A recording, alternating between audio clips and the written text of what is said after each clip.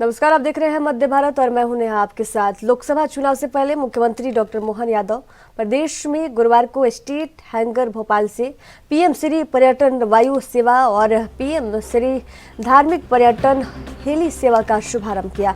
इसका उद्देश्य प्रदेश के अंदर पर्यटन स्थलों को हवाई सेवा से जोड़ना है। इस अवसर पर मुख्यमंत्री डॉक्टर मोहन यादव ने कहा कि पीएम श्री पर्यटन वायु सेवा में शुरुआत में जबलपुर ग्वालियर को जोड़ रहे हैं।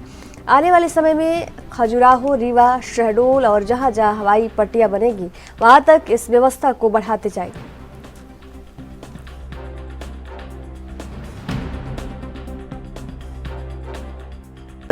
हवाई सेवाओं में केवल पर्यटन का नहीं महत्व है, सभी प्रकार की विकास की गतिविधियों को लेकर के जब भौगोलिक एरिया बड़ा हो रहा है तो स्वाभाविक रूप से हमको हवाई सेवाओं का विस्तार करना चाहिए। इसी योजना के अंतर्गत हमने माननीय प्रधानमंत्री जी के नाम पर ये हवाई यातायात सुविधा उपलब्ध कराई है, जिसके माध्यम से हम बड़े शहरों में अपनी कनेक्टिविटी बढ़ा रहे हैं, जिसके माध्यम से लोग आवागमन में सरलता से समय भी बचेगा, संसाधन भी बचेंगे और व्यवस्थाओं का लाभ भी मिलेगा।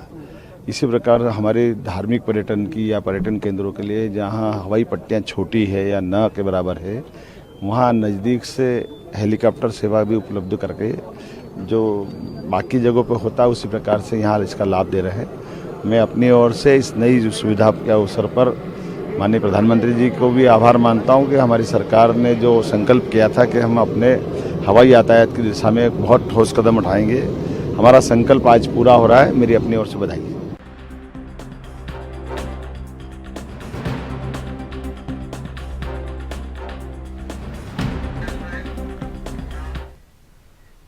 छत्तीसगढ़ की राजधानी रायपुर के पंडित दीनदयाल उपाध्याय ऑडिटोरियम में आज राज्य खेल अलंकरण समारोह का आयोजन किया गया।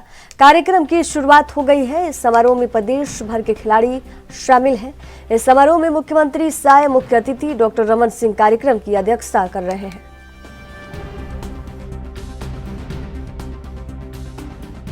जब 15 साल भारतीय जनता पार्टी की सरकार थी डॉक्टर रमन सिंह के नेतृत्व में, तो हमारे प्रदेश के जो शहीद लोग थे उनकी यादगार में राज्य खेल अलंकरण अवार्ड का शुरुआत किए थे, जो पिछले 5 साल बिल्कुल बंद रहा। लेकिन फिर जब हम लोग सरकार में आए तो इस अलंकरण समारोह को फिर प्रारंभ किए हैं और आज 2 साल के जो भी प्रतिभा हैं उनको पुरस्कृत कर रहे हैं और इससे निश्चित रूप से हमारे छत्तीसगढ़ के खिलाड़ियों को एक प्रोत्साहन मिलेगा और खेल के जगत में छत्तीसगढ़ का नाम रोशन करेंगे। सर, किसान सम्मान निधि में एक फर्जीवाड़ा का मामला सामने आया सर। 800 से अधिक ऐसे लोग हैं बेमेतरा में, बाहर बांग्लादेश के लोगों के खाते में पैसा पहुंच गया है।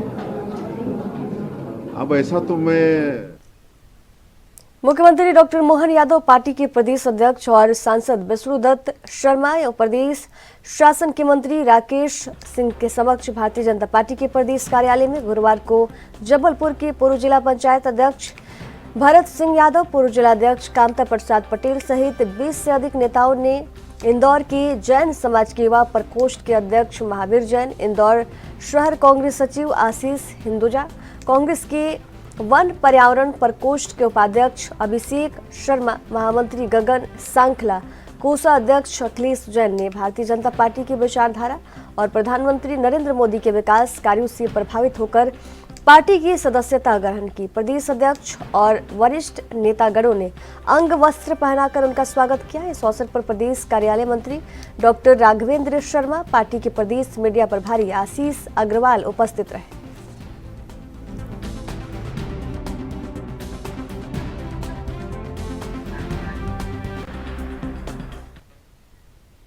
छत्तीसगढ़ राज्य महिला आयोग के अध्यक्ष डॉक्टर किरणमयी नायक एवं सदस्य ने आज कलेक्ट्रेट कार्यालय सभा कक्ष में महिला उत्पीड़न से संबंधित प्रस्तुत प्रकरणों पर जन सुनवाई की। छत्तीसगढ़ महिला आयोग के अध्यक्ष डॉक्टर किरणमयी नायक की अध्यक्षता में आज 247वीं जन सुनवाई हुई। जांजगीर चांपा जिले में कुल जन सुनवाई में आज 40 प्रकरण की सुनवाई की गई। एक प्रकरण में दोनों पक्ष उपस्थित थे। आवेदिका के 2 बच्चे हैं। आवेदिका लगभग 2 वर्षों से अपने मायके में निवास कर रही है। दोनों पक्षों के बीच सुलहनामा का प्रयास कराया गया जो असफल रहा। जांजगीर में ये लगातार हमारे 9वीं जन सुनवाइयाँ, 40 प्रकरण रखे गए थे और छत्तीसगढ़ राज्य महिला आयोग की 247वें नंबर की जन सुनवाई है। आज हमने यहाँ 40 मामले रखे थे, परंतु अभी तक केवल 2 केस में दोनों पक्षकार उपस्थित हुए थे जिनकी सुनवाई की गई है। बाकी अभी सुनवाई इसके बाद और कंटिन्यू किया जाएगा। आज के प्रकरण में जो दोनों प्रकरण थे थोड़े नए किस्म के थे। पहले केस में एक क्रिश्चियन कपल थे जिसमें आवेदिका अपने दोनों बच्चों के साथ मायके में थी 1.5 साल से, और उन लोगों ने आपस में कोर्ट में केस भी लगा रखा था मेंटेनेंस का। यहाँ पर हमने दोनों पक्षों की भी सुलह कराने की कोशिश की कि पति उसका भरण पोषण जो न्यायालय से मांग रही हम दिला देते हैं। 5,000 रुपये भरण पोषण देने के लिए तैयार भी हो गया था, एवज में वो बच्चों से आकर मिल सकेगा, परंतु अंततः बाद में आवेदिका ने मना कर दिया। उसने कहा कि वो न्यायालय से प्रकरण का निराकरण चाहती है, तो हमें वो केस नस्तीबद्ध करना पड़ा। अभी उसके बाद एक जो दूसरा केस आया था वो एक गरीब महिला जो कि रसोइया के पद पर कार्यरत है छात्रावास में, 10,000 रुपये मासिक वेतन का। कोविड ड्यूरेशन में जब छात्रावास बंद था तो उसे छात्रावास की चौकीदारी का काम दिया गया था, लेकिन उसी अवधि के लगभग उसके 14 माह का वेतन उसे नहीं मिला है। उसे एब्सेंट बताया जा रहा था। आज उसके सारे दस्तावेज जब देखे अनावेदक पक्ष के द्वारा जो लाए गए दस्तावेज, 3 जगह अलग अलग गाँवों में काम करने वाली महिलाओं की उपस्थिति का एक रजिस्टर है। ये कैसे संभव है? क्योंकि अलग अलग जगह पर ड्यूटी करने वाले एक रजिस्टर में साइन नहीं कर सकते। फिर जब ये चीज़ें समझ आई कि कहीं ना कहीं उस गरीब महिला के साथ अन्याय वास्तव में हुआ है, तो उस पूरे प्रकरण पर मैंने कलेक्टर जांजगीर से भी बात किया है और उन्हें ये पूरे डॉक्यूमेंट में भेज रही हूँ। यहाँ की सखी की प्रशासिका को जिम्मेदारी दिया है कि वो पूरी फाइल लेकर के कलेक्टर साहब के पास जाए और उस आवेदिका का यदि बकाया वेतन दिलाया जाए। खैरागढ़ के राज परिवार के राजा रहे स्वर्गीय देवव्रत सिंह की प्रतिमा के अनावरण के मुद्दे पर विरोध के बाद अब नया मोड़ आ गया है। गुरुवार को होने वाले राजा स्वर्गीय देवव्रत सिंह के पुतले के अनावरण कार्यक्रम को निरस्त कर दिया गया। दरअसल पूर्व मुख्यमंत्री और कांग्रेस के लोकसभा प्रत्याशी भूपेश बघेल के हाथ थे राजा स्वर्गीय देवव्रत सिंह की प्रतिमा का अनावरण होना था, जिसमें रानी विभा सिंह को आमंत्रण नहीं दिया गया था, जिसके बाद खैरागढ़ की रानी विभा सिंह ने स्वर्गीय देवव्रत सिंह के पुतले के अनावरण में खुद की अपेक्षा का आरोप लगाते हुए तथा राजा स्वर्गीय देवव्रत सिंह के नाम पर राजनीति करने का आरोप लगाते हुए अनावरण कार्यक्रम को निरस्त करने की मांग कलेक्टर से की थी, जिसके बाद नगर पालिका खैरागढ़ द्वारा अनावरण कार्यक्रम को निरस्त करने का आदेश जारी कर दिया गया है।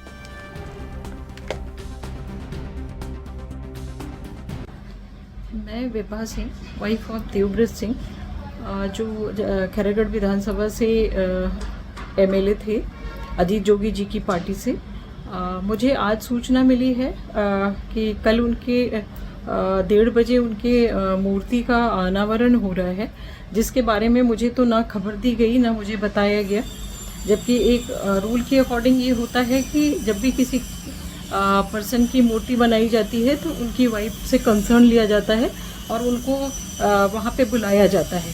बट हमारे पूर्व सीएम साहब भूपेश बघेल जी कल अनावरण कर रहे हैं, जो कि राजनांदगांव लोकसभा से अभी प्रत्याशी कांग्रेस के घोषित हुए हैं। बट मुझे बड़ा दुख है कि उन्होंने भी कल अनावरण में मुझे कुछ भी ना बताया गया, ना मुझसे पूछा गया, ना ही मुझे बुलाया गया।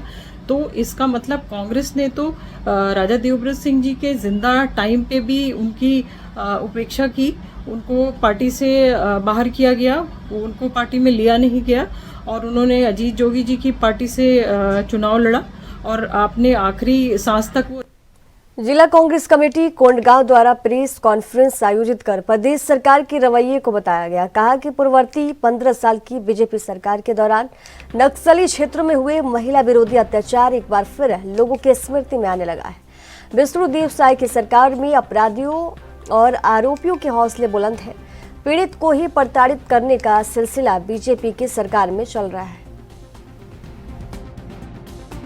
देखिए, भारतीय जनता पार्टी बात करती है विकास की, परंतु आज के परिदृश्य में आप देखेंगे कि केंद्र में भारतीय जनता पार्टी की सरकार और प्रदेश में जिस तरीके से भारतीय जनता पार्टी की सरकार काम कर रही है उसमें डबल इंजन की सरकार में अपराधों का विकास हो रहा है, महिलाओं के साथ अत्याचारों का विकास हो रहा है, हमारी बेटियों के साथ में बालिकाओं के साथ में अनाचार का दुष्कर्म का विकास हो रहा है। तो इस तरीके से नक्सलवाद का विकास हो रहा है।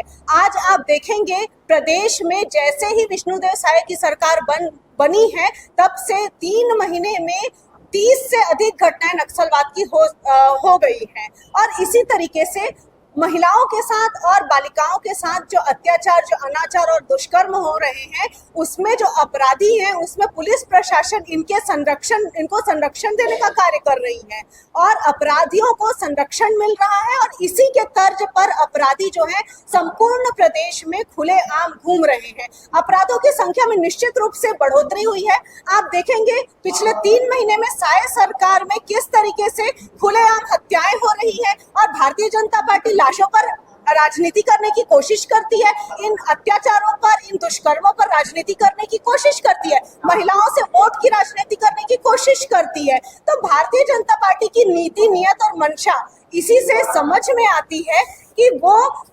प्रदेश की जनता से, प्रदेश की महिलाओं से उसे कोई सरोकार नहीं है, वो सिर्फ वोट की राजनीति करने की कोशिश करती है। आज हाल ही के परिदृश्य में जो कि बीजापुर में हुआ है और नारायण संदेश खाली में अनुसूचित जाति, अनुसूचित जनजाति की महिलाओं पर हो रहे अत्याचार को लेकर हिंदू संस्कृति रक्षा मंच ने राष्ट्रपति के नाम ज्ञापन सौंपा और न्याय की गुहार लगाई है।